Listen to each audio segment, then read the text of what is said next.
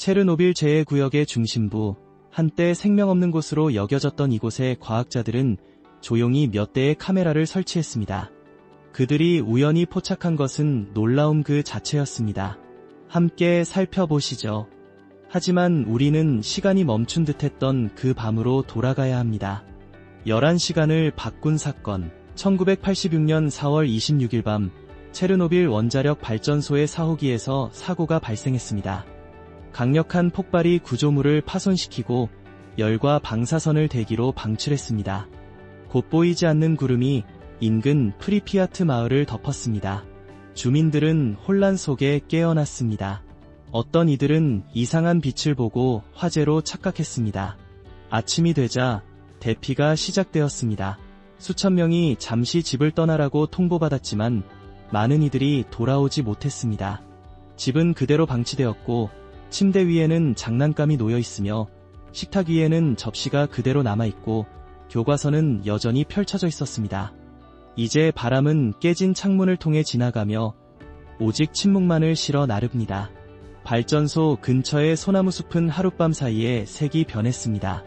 나무는 시들고 바늘은 떨어지며 새들은 사라졌습니다. 이곳은 지구에서 가장 영향을 받은 지역 중 하나인 붉은 숲으로 알려지게 되었습니다. 불타지는 않았지만 사라졌습니다. 체르노빌은 단순한 역사적 사건이 아니라 생명이 멈춘 순간, 자연이 멈춘 순간이 되었습니다. 만약 그 밤 프리피아트에 살고 있었다면 모든 것을 뒤로하고 떠나야 할 때 가족에게 무엇을 말하겠습니까? 댓글로 이야기해주세요. 폭발은 모든 것을 바꿨지만 진짜 이야기는 이제 시작되었습니다. 더 큰 재앙을 막기 위해 무엇이 필요했을까요? 10위기 속의 인간의 회복력. 사호기 폭발 이후 새로운 위협이 나타났습니다. 원자로 아래에는 발전소의 안전 시스템의 일환으로 물이 고여 있었습니다. 그 위에서는 녹아내리는 핵물질이 콘크리트를 천천히 녹이고 있었습니다.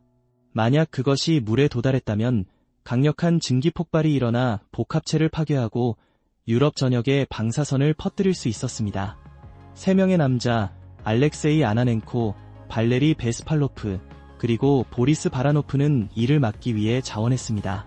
방호복을 입고 손전등을 들고 그들은 완전한 어둠 속에서 가슴 높이까지 차오른 방사능 물 속에 들어갔습니다. 그들은 방출 밸브를 찾아 물을 빼냈습니다. 그들의 행동은 아마도 더 큰 재앙을 예방했을 것입니다. 수년간 많은 이들이 그들이 임무에서 살아남지 못했다고 믿었습니다. 그러나 아나넨코와 베스팔로프는 수십 년을 더 살았습니다. 바라노프는 2005년에 사망했으며 방사선 때문이 아니라고 전해졌습니다. 그 후 몇 달 동안 체르노빌 액체화자라 불리는 60만 명 이상의 사람들이 투입되었습니다. 그들은 소방관, 군인, 광부, 의사, 엔지니어, 그리고 민간인들이었습니다. 그들의 임무는 현장을 안정시키고 위험한 잔해를 제거하며 손상된 원자로 주위의 방패를 만드는 것이었습니다. 그들은 극한의 조건에 직면했으며 종종 제한된 보호 장비로 작업했습니다. 많은 이들이 삽과 같은 기본 도구를 사용했습니다. 어떤 이들은 손에 의존해야 했습니다. 많은 이들이 건강 문제를 겪었지만 그들의 작업은 필수적이었습니다. 유엔 과학위원회에 따르면 그들의 노력은 유럽 전역의 장기 방사선 노출을 크게 줄였습니다. 인간의 장이 다친 듯 보일 때 예상치 못한 일이 조용한 속에서 일어나기 시작했습니다. 제2구역 깊숙한 곳에 숨겨진 카메라가 무엇을 드러냈을까요? 아무도 예측할 수 없었던 것들입니다. 카메라 프로젝트. 작년 11월 체르노빌의 숲을 잊어버린 세계의 많은 이들과 달리 과학자들은 잊지 않았습니다. 연구팀은 제2구역의 가장 제한된 부분에 들어갔습니다. 수리하기 위해서가 아니라 관찰하기 위해서였습니다. 그들은 서로 다른 방사선 수준을 가진 구역에 42대의 동작 감지 카메라를 설치했습니다. 목표는 야생동물을 모니터링하고 거의 40년 동안 인간의 손길이 닿지 않은 곳에서 생명이 어떻게 적응했는지를 이해하는 것이었습니다. 초기 영상에는 바람과 그림자만이 담겼습니다. 그러다 생명의 징후가 나타났습니다. 눈 속의 사슴, 오래된 건물 근처의 여우, 나뭇잎 속의 멧돼지. 한때 잃어버린 것으로 여겨졌던 동물들이 단순히 생존하는 것이 아니라 번성하고 있었습니다. 매주 더 많은 영상이 공개되었고 포식자, 희귀한 새들, 그리고 100년 이상 목격되지 않았던 종들까지 포착되었습니다. 단순한 연구 노력이 더 큰 의미를 지닌 증거로 발전하게 되었습니다. 자연이 조용히 회복하고 있다는 것을 보여주는 증거였습니다. 내셔널 지오그래픽과 영국 생태학회에서 보낸 보고서는 이러한 발견을 지지합니다. 카메라 데이터는 인간의 존재가 제거될 때 생태계가 어떻게 반응하는지를 이해하는 데 필수적입니다. 이런 부활은 아무도 예상하지 못했습니다. 하지만 체르노빌의 조용한 숲 깊숙한 곳에서 카메라는 여전히 돌아가고 있습니다. 그리고 이야기는 이제 막 시작되었습니다. 처음에는 화면에 그림자만 나타났습니다. 그러나 곧 특별한 무언가가 화면의 모습을 드러냈습니다. 죽음의 구역에 생명이 정말로 돌아오고 있었던 걸까요?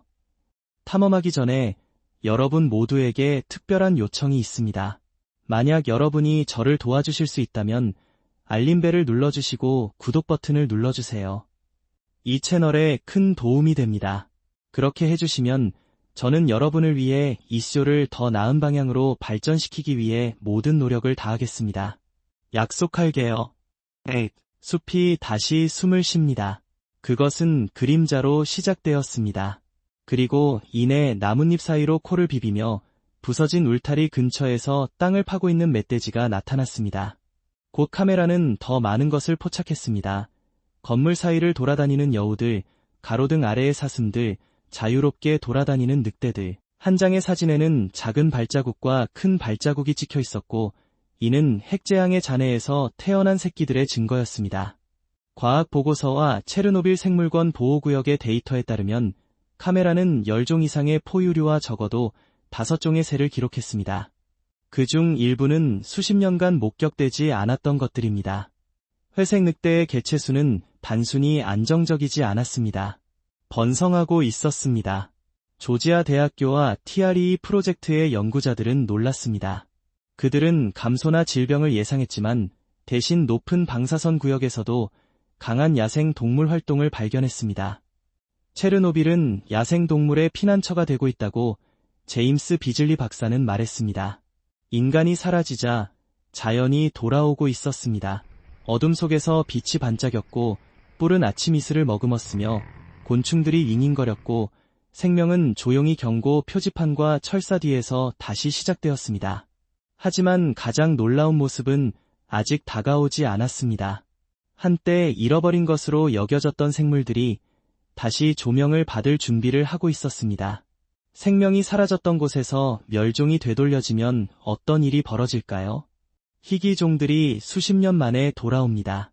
달빛이 비치는 숲속에서 카메라는 희귀한 장면을 포착했습니다. 유럽산 린스가 한때 이 지역에서 멸종된 것으로 여겨졌던 그곳을 자신있게 걸어가고 있었습니다. 그 조용한 발걸음과 경계하는 귀는 자신의 자리를 되찾고 있는 포식자를 드러냈습니다. 몇 주 후 또 다른 카메라가 갈색 곰을 포착했습니다. 거대하고 느린 그 곰은 버려진 숲속에서 먹이를 찾고 있었으며 연구자들에 따르면 이 지역에서 확인된 첫 번째 귀환이었습니다. 체르노빌의 고요함은 이제 생명으로 가득 차고 있었습니다. 인간의 존재에 민감한 검은 두루미들도 그곳에서 둥지를 틀며 번성하고 있었습니다. 아이러니컬하게도 땅을 비워놓은 사건이 오히려 야생 동물의 안식처를 만들어 주었습니다. 이 동물들은 단순히 체르노빌에서 생존한 것이 아니라 돌아왔습니다. 이 동물들을 보는 것만으로도 놀라웠습니다. 그러나 연구자들은 더욱 놀라운 것을 발견했습니다. 과연 제 구역 안에서 진화의 법칙이 바뀌었을까요? 6. 실시간 진화. 체르노빌의 늑대들은 다른 늑대들과는 다릅니다. 그들은 방사선에 노출된 지역을 돌아다니고 버려진 구조물 근처에서 쉬며 주의 표지판이 있는 지역에서 사냥합니다. 2014년 이후 프린스턴 연구자들은 이 늑대들을 연구했으며 그들의 개체수가 인근의 영향을 받지 않은 지역보다 훨씬 더 많다는 사실에 놀랐습니다. 혈액 검사에서는 강한 면역 반응과 특정 질병에 대한 저항력과 관련된 DNA 변화가 발견되었습니다. 주 연구자인 카라러브 박사는 이를 빠른 속도의 진화로 묘사했습니다. 늑대들은 단순히 생존하는 것이 아니라 적응하고 있었습니다. 체르노빌은 진화가 작용하는 독특한 장소가 되었습니다. 새들, 설치류, 곤충들도 유전적 변화를 보이며 일부는 중립적이고 일부는 아마도 유익할 것입니다. 방사선이 여전히 많은 종에 영향을 미치고 있으며 일부 지역은 여전히 위험하지만 자연은 예상치 못한 방식으로 적응하고 있는 것으로 보입니다. 동물들은 적응하고 있었지만 땅 자체는 어떨까요? 방사능 숲이 다시 태어날 수 있을까요? 새로운 숲이 자라납니다. 소련시대 동안 체르노빌 주변에는 목재와 토지 관리를 위해 소나무가 가지런히 심어졌습니다. 1986년 핵사고 이후 방사선은 원자로 근처의 많은 나무에 영향을 미쳐 그들을 주황색으로 변색시켰고 붉은 숲이라는 이름을 얻게 되었습니다. 주변 숲은 대체로 방치되었습니다. 시간이 지나면서 자연은 그 공간을 되찾았습니다. 자작나무, 참나무, 포플러, 그리고 단풍나무가 소나무 사이에서 자라기 시작했습니다. 양치식물, 이끼, 그리고 곰팡이가 숲바닥에 퍼졌습니다. 인간의 간섭 없이 땅은 스스로 형태를 바꾸었습니다. 오늘날 이 지역의 많은 부분은 야생에 자급자족하는 숲이 되었습니다. 2021년의 연구에 따르면 이곳은 이전보다 더 많은 생물 다양성을 지니고 있으며 더 넓은 범위의 동물들을 지원하고 탄소를 흡수하는 역할을 하고 있습니다. 방사선 수준이 높은 지역에서도 강한 식물 성장의 증거가 나타나고 있습니다. 위성 이미지는 지난 30년 동안 상당한 숲의 확장을 보여줍니다. 그곳을 걷는 것은 고대의 손길이 닿지 않은 세계에 들어가는 것처럼 느껴집니다. 얽힌 나무들, 여과된 빛, 그리고 야생동물로 가득 차 있습니다. 비극으로 시작된 일이 이제는 자연의 회복력의 강력한 사례가 되었습니다. 나무들이 돌아오면서 강도 돌아왔습니다. 그러나 그들의 고요한 물속에서는 보이지 않는 과정이 조용히 모든 것을 연결하고 있었습니다. 이 강들이 이 생명의 망에서 어떤 역할을 할까요? 4. 물이 모든 것을 연결합니다. 체르노빌에서 강들도 자연의 재생의 역할을 합니다. 한때 방사선을 운반하는 것으로 두려워했던 이들은 이제 숨겨진 생명의 망을 지원하고 있습니다. 잔잔한 수면 아래 물고기의 잔해가 이 생태계를 지탱하는 데 도움을 줍니다. 물고기가 생애 주기의 끝에 다다르면 그들은 물속과 육상의 동물들에게 영양분이 됩니다. 2020년의 연구에 따르면 로열 생물학회는 수달, 미국 밍크, 그리고 여우가 종종이 물고기를 먹는다고 밝혔습니다. 그들이 이동하고 먹이를 찾고 둥지를 틀면서 그들은 영양분을 토양으로 옮겨강과 숲을 연결합니다. 이 과정을 수생에서 육상으로의 영양분 전달이라고 합니다. 이는 전체 생태계가 인간의 개입 없이 번영하도록 돕습니다. 수달은 조용한 운하를 미끄러지듯 지나가고 밍크는 개울 가장자리를 탐험하며 여우는 밤에 찾아옵니다. 각 동물은 육지와 물을 연결하는 데 도움을 줍니다. 사우스캐롤라이나 대학교와 우크라이나 수생생물학 연구소의 연구자들은 이 영양분 흐름이 지역의 식물과 야생 동물 개체수를 지원한다고 확인했습니다. 곤충과 새들도 이득을 봅니다. 한 마리 물고기는 수십 개의 유기체에 영양분을 줄 수 있습니다. 먼저 강에서, 그 다음 숲에서, 한때 고립으로 알려졌던 곳에서 이제 생명은 연결을 통해 번성하고 있습니다. 강은 땅을 먹이고 땅은 동물을 보호하며 동물들은 모든 것을 연결합니다. 체르노빌에서 모든 것은 더 큰 생명체의 일부입니다. 이 이야기가 여러분을 놀라게 했다면 이 비디오에 좋아요를 눌러주세요. 더 많은 사람들이 이 숨겨진 진실을 발견하는 데 도움이 됩니다. 그러나 자연의 회복을 축하하기 전에 여전히 표면 아래에 숨어있는 조용한 힘이 있습니다. 아름다움 아래 어떤 위험이 남아있을까요? 방사선 지도와 지속적인 위험. 야생동물이 돌아오고 숲이 자라나는 동안 방사선은 여전히 조용하고 보이지 않는 존재로 남아있습니다. 드론, 라이다, 감마 분광계와 같은 첨단 도구를 사용하여 과학자들은 이제 제 구역의 방사선을 그 어느 때보다 정확하게 지도화할 수 있습니다. 그들은 특히 붉은 숲에서 활성 핫스팟을 발견했습니다. 이곳은 지구에서 가장 영향을 받은 지역 중 하나로 여겨집니다. 일부 구역에서는 몇 시간 만에 연간 일반적인 인간의 방사선 노출량을 초과할 수 있습니다. 2021년에 네이처 커뮤니케이션즈 연구에서는 이러한 농도가 매립된 핵물질, 연료봉, 그리고 사호기 사고 중 방출된 흑연과 관련이 있다고 밝혔습니다. 시간이 지남에 따라 날씨와 자연분해가 입자를 이동시켜 새로운 우려 지역을 형성했습니다. 어떤 지역에서는 토양이 열화상 스캔에서 미세한 신호를 보이며 이는 열이 아닌 방사선 신호에서 비롯된 것입니다. 빅토리아 라드추크 박사는 도전 과제가 사라진 것이 아니라 진화하고 이동했다고 언급했습니다. 세슘 137과 스트론튬 90과 같은 특정 원소는 약 30년의 반감기를 가지고 있습니다.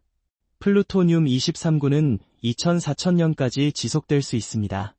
이는 구역의 일부는 장기적인 모니터링이 필요하다는 것을 의미합니다. 자연이 다시 일어서는 동안 이러한 지속적인 흔적은 여전히 남아 있습니다. 체르노빌은 재성장과 회복력, 그리고 과거의 조용한 유산 사이의 강력한 대조를 나타냅니다. 평화롭게 보이지만 이 풍경은 여전히 역사의 메아리를 품고 있습니다.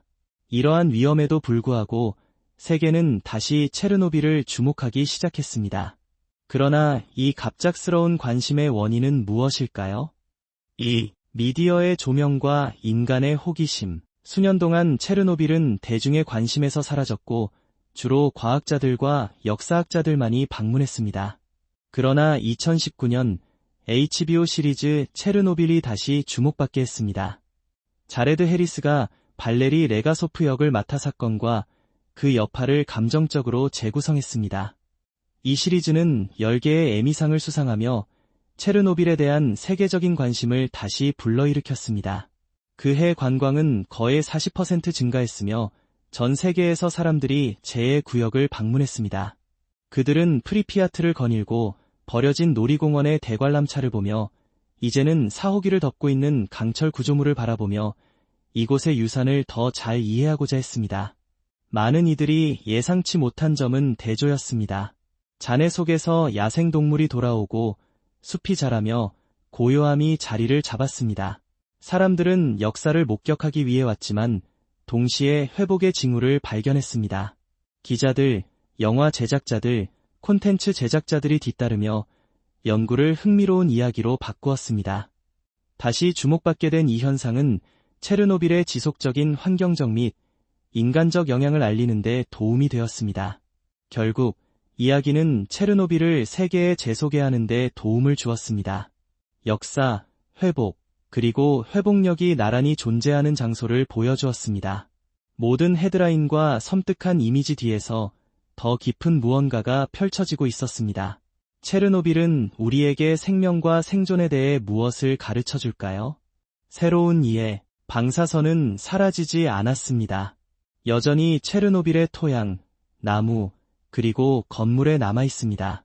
하지만 인간은 거의 하룻밤 사이에 떠났습니다. 공장이 문을 닫고 자동차는 사라지며 땅은 몇 세대 만에 처음으로 방치되었습니다.